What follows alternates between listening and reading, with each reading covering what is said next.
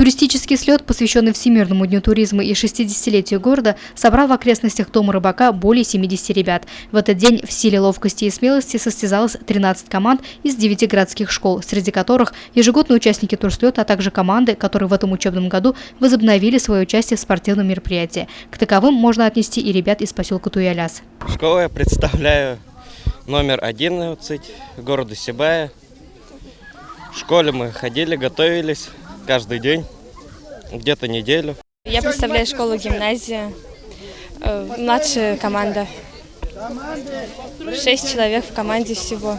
Это очень интересно, там, как бы сказать, мы все работаем в команде, и мы друг друга можем поддержать в трудную минуту. 4 школы в этом году по разным причинам оставили слет юных туристов и без внимания. Однако с каждым годом туризм становится все популярнее, потому знакомство с жизнью туриста начинается со школьной скамьи. Первой, согласно жеребьевке, стартовала команда гимназии-интернат. Коллективы были разделены на 2 возрастные группы. Участникам турслета предстояло пройти нелегкие и в то же время интересные испытания. Спуски и подъемы со страховкой на схватывающем узле, навесная переправа, переправа по бревну, узкий лаз, перенос пострадавшего на носилках, вязание узлов различных сложностей. Всего 6 этапов. Среди болельщиков учителя и даже выпускники школ. Я занимаюсь скалолазанием уже 5 лет, и мне очень нравится этот вид спорта, и поэтому я приезжаю к своим ребятам, чтобы помочь им, поддержать их в трудный момент.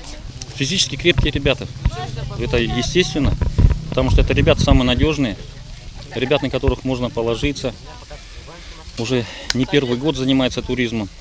Туристы – это защитники Родины, это люди, которые могут помочь любому человеку, не только который в природе заблудился, тот, который испытывает какие-то трудности в жизни.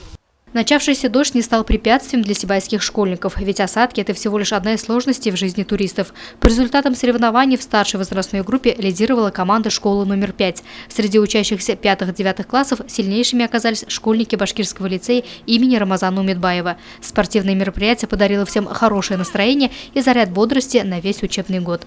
Луиза Мустафина, Дамир Хайбулин, Гульгина Раскильдина, телекомпания СТВ.